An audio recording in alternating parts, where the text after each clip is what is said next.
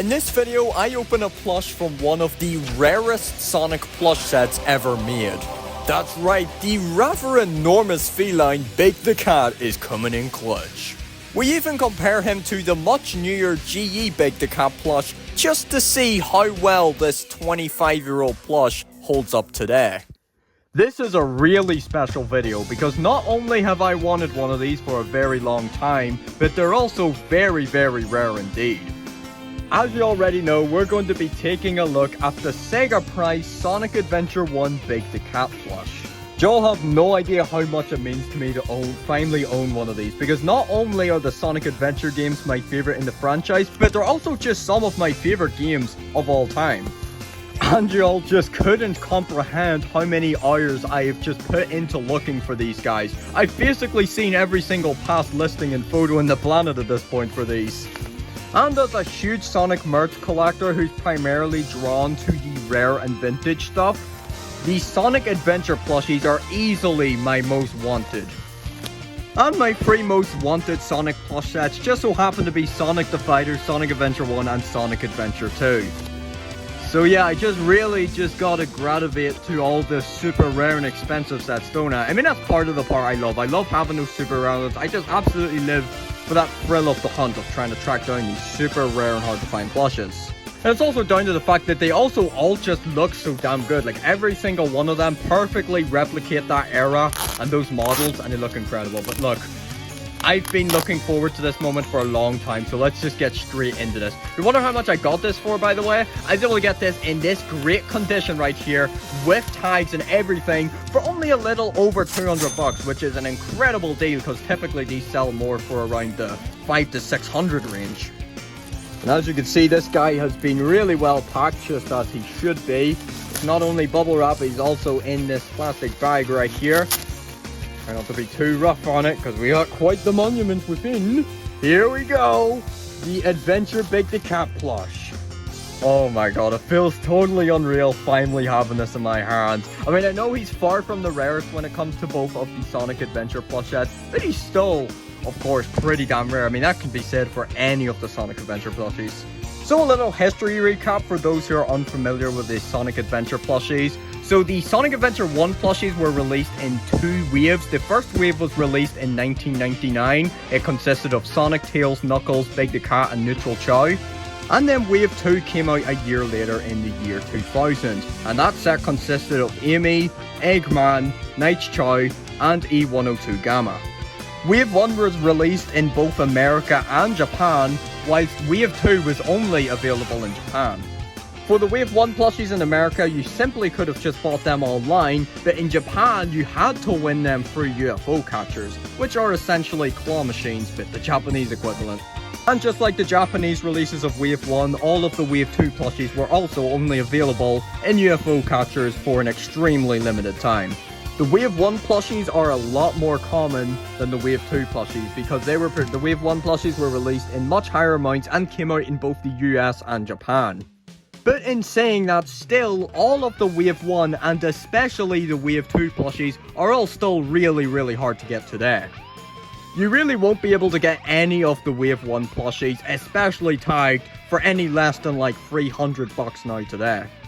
And Wave 2 is just a whole nother story. You've got Eggman and Amy, they're a little more common than the other two in Wave 2. You can get them usually for about 2,000 at the most. But when it comes to Night's Chao and Gamma, that's just whole nother territory, and they're practically like priceless at this point. And yes, as you might have been able to tell by now, this is the original Japanese release of the Big plush. There are some minor differences in the plushes themselves when it comes to the American compared to the Japanese versions, but the biggest difference and the most obvious way to tell is with the cardboard tags. Because the American versions never had these cardboard tags. So if you have one of the Wave 1 Sonic Adventure plushies and it has these tags, then it's guaranteed it's the Japanese version. It's even more special this big here because it's the original Japanese version. Because not only was it the first release to come out, but also it has these tags here. I'm also extremely impressed by the condition of this plush. It is practically flawless. I mean, there's some minor dirt around, there's a little bit of creasing on the tag, but this is almost as good as you'll get one of these today, because you're talking 25-year-old plushies right here. And there's just so many factors when it comes to these plushies that make them just so desirable to collectors such as I. Because not only are these the first ever plushies ever made for the 3D Sonic games, basically the modern forms, which look decently similar to what we have today still. The fact that all of the plushes in the adventure set look so accurate and they even hold up still really well today in terms of accuracy and quality. And there's also the fact that these are game-specific merch for a cult classic series right here. And in the case with quite a few of the plushies in the Sonic Adventure set, even big here, there's really not many plushies for big. The only official big plushes are of course this Adventure Big, the Toy Network Big, the GE Big, and then there was also a cancelled prototype of a Jazzwares Big, but that never came out, so that doesn't really count. So this is only one of 3 official big plushies. And speaking of which, what I'd like to do now is compare the Sonic Adventure Big plush to the much more recent GE Big plush. When you look at both of these plushes side by side, you'll notice plenty of differences. As I'm sure you'll see right off the bat, there's quite a difference in size there. The Adventure Big is a good few inches smaller than the GE one. You'll also see a lot of color differences. The purple used on the GE Big is a little bit darker than the Adventure Big. GE Big's rod handle is brown, whilst Adventure's is orange. The belt on the Adventure Big plush is a much darker orange than it is on the GE one. The inner earpiece of the GE Big plush is a lot lighter than it is on the Adventure Big, which uses a much darker grey. The same can be said for the eyes, with the GE one being much lighter than the Adventure one. There's a lot of differences on the shoes as well. For one, the straps. With the Adventure Big, there's only 1 buckle on each side, whilst the GE Big has 2 buckles on each side. Again, color differences. Again, there's a much lighter color for the soles of the shoes as well. On the GE Big, it's a much lighter orange.